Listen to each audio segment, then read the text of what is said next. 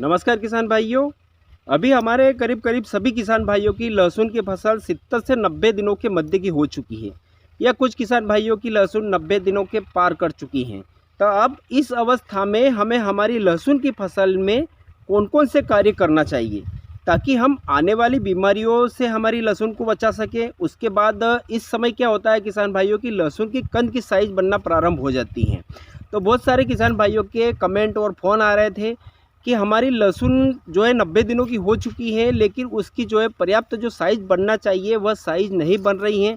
तो किसान भाइयों इस समय हमें कौन सा खाद देना चाहिए ताकि हमारी लहसुन की साइज़ अच्छी और बढ़िया बन सके, और इसके बाद में हमें किन किन बीमारियों का अटैक होता है हमारी लहसुन की फसल में जब जनवरी का महीना आता है, यानी कि 90 दिनों के पार कर जाती है हमारी लहसुन की फसल। तो उन बीमारियों को हम समय रहते कैसे कंट्रोल कर सकें, तो आज इसी विषय पर हम इस वीडियो में चर्चा करने वाले हैं। तो किसान भाइयों आज का वीडियो बहुत ही महत्वपूर्ण है उन किसान भाइयों के लिए जिनकी लहसुन की फसल 70 से 90 दिनों के मध्य हो चुकी हैं। तो वीडियो को आखिरी तक अवश्य देखिएगा, और जानकारी किसान मित्रों अगर जो अच्छी लगे तो वीडियो को भी लाइक कर दीजिएगा, और अगर जो आपने अभी तक इस चैनल को सब्सक्राइब नहीं किया है तो चैनल को भी सब्सक्राइब अवश्य कर लीजिए ताकि आगे भी आपको इसी प्रकार की महत्वपूर्ण जानकारियाँ समय पर मिलती रहें। और कुछ किसान भाइयों के कमेंट थे कि हमें आपका वीडियो नहीं मिल रहा है या फिर मिल रहा है तो बहुत दिनों के बाद में मिल रहा है। तो किसान भाइयों वह क्यों हो रहा है, क्योंकि हो सकता है आपने चैनल को अभी तक सब्सक्राइब नहीं किया है। इसके लिए आपको जैसे ही मैं वीडियो डालता हूं वह नहीं मिल पाता है, तो आप चैनल को सब्सक्राइब कर लीजिए ताकि जैसे ही मैं वीडियो अपलोड करता हूं वह तुरंत आपको मिले। भाइयों अभी करीब करीब हमारे सभी किसान मित्रों की लहसुन 90 दिनों की होने वाली हैं या फिर हो चुकी हैं। अब इस अवस्था में हमें हमारी लहसुन की फसल में बहुत ज़्यादा देखभाल की आवश्यकता है, क्योंकि किसान भाइयों इस समय जो है अब जनवरी महीना एंडिंग पर है और फरवरी लगने वाला है। तो इस समय क्या है कि दिन का तापमान धीरे धीरे बढ़ता जाएगा। तो ऐसे में हमारी लहसुन की फसल में धीरे धीरे थ्रिप्स का भी अटैक होना प्रारंभ होगा। और अभी एक समस्या बहुत ही ज़्यादा हमें देखने को मिल रही है कि लहसुन में बहुत ज़्यादा पत्ते पीले पड़ रहे हैं और पत्ते सूख रहे हैं।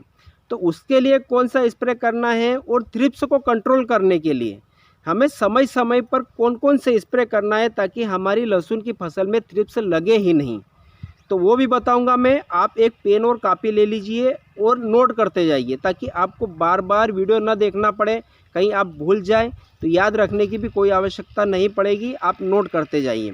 उसके बाद हमें कंद की साइज़ को बढ़ाना है, तो 80 से 90 दिनों के मध्य हमें कौन कौन से खाद देना चाहिए ताकि कंद की साइज़ बढ़ सके, तो मैं सब बताऊंगा। तो वीडियो आप लास्ट तक अवश्य देखिएगा। थोड़ा सा लंबा तो ज़रूर होगा किसान भाइयों, लेकिन 2-3 जानकारियाँ एक ही वीडियो में अगर जो मैं दूंगा तो थोड़ा सा वीडियो की लंबाई बढ़ेगी, लेकिन जानकारी बहुत ही महत्वपूर्ण है, आपको ज़रूर देखना चाहिए। तो किसान मित्रों अभी ये जैसे कि लहसुन हमारी 70 दिनों की हो चुकी हैं और इसकी ये कंडीशन है बिल्कुल नीचे साइज़ बनना प्रारंभ हो चुकी हैं। और अगर जो आपने जैसे कि मैंने विस्तार से बताए हैं कि हमें बुआई के पहले कौन से खाद देना है, 30 दिनों की अवस्था में कौन से खाद देना है, और हमने इसमें 70 दिनों की अवस्था में अभी मतलब कौन कौन से खाद दिए हैं, तो आपको भी बताऊंगा मैं। आप भी अगर जो आपकी 70 से 80 दिनों की लहसुन की फसल है तो आप दे सकते हैं, और बिल्कुल ऐसी साइज़ बन चुकी होगी अगर जो आपने मैंने जैसे बताए इस प्रकार से अगर जो आपने खाद दिए हैं। तो किसान भाइयों अब अभी तक हमने जो भी काम किए हैं इनके पत्तों को हरा भरा रखने के लिए किया है, जो भी स्प्रे किया है, जो भी खाद दिया है इनको हरा भरा रखने के लिए किया है, इसकी तने की मोटाई बढ़ाने के लिए किया है। लेकिन अब हमें जो स्प्रे करना है, जो खाद देना है, इस कंद की साइज़ को बढ़ाने के लिए देना है।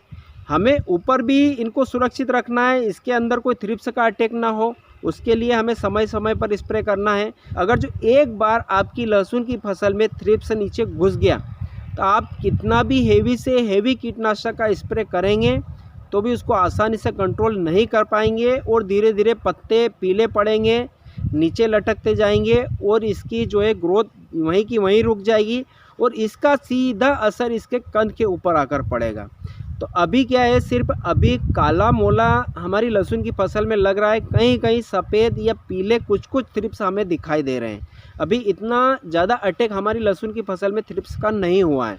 तो वो आगे भी ना हो उसके लिए हमें 10-10 या 12-12 दिनों के अंतराल में स्प्रे करते रहना है। तो अब स्प्रे में क्या क्या करना है किसान भाइयों, आप जैसे कि एसीफेट और प्रोफेनोसाइफर ले सकते हैं पहले स्प्रे में। अगर जो आपकी लहसुन की फसल में कम मात्रा में थ्रिप्स हैं तो पहला स्प्रे ये कर सकते हैं। या फिर एक अच्छा कॉम्बिनेशन आ रहा है किसान भाइयों, एसीफेट प्लस एमिडा, जो कि लांसर गोल्ड के नाम से आता है यूपीएल कंपनी का, जिसके अंदर एमिडा भी ऐड रहता है, तो आप उसको ले सकते हैं। और उसके साथ में किसान भाइयों आप जो कि सिजेंटा की अलिक आती है, जिसके अंदर लेमड़ा साइलोथीम प्लस थायोमेथाक्साम रहता है, आप वो ले सकते हैं और स्प्रे करेंगे तो आपको बेहतरीन रिजल्ट मिलेंगे। या फिर धीरे धीरे जैसे कि थ्रिप्स का अटैक बढ़ेगा तो हमें जो कि एक 40% फिप्रोनिल और 40% एमिडा आता है, जो कि पुलिस का नाम से आता है गर्डा कंपनी का, और बायर कंपनी का लिसेंटा के नाम से आता है, और बहुत सारी दूसरी कंपनियां भी इस टेक्निकल को बना रही हैं। तो आप वो टेक्निकल भी ले लेंगे तो भी बहुत बढ़िया रिजल्ट मिलेंगे। और उसके साथ में आप लेमड़ा साइलोथिन ले सकते हैं और स्प्रे करेंगे, शानदार रिजल्ट मिलेंगे। ये तो हो गया हमें थ्रिप्स को कैसे कंट्रोल करना है, इसके बारे में मैंने आपको 2-3 स्प्रे बताए हैं, और ये 3-4 स्प्रे करेंगे, इतने आपकी लहसुन की पक जाएगी तो कोई दिक्कत नहीं आएगी।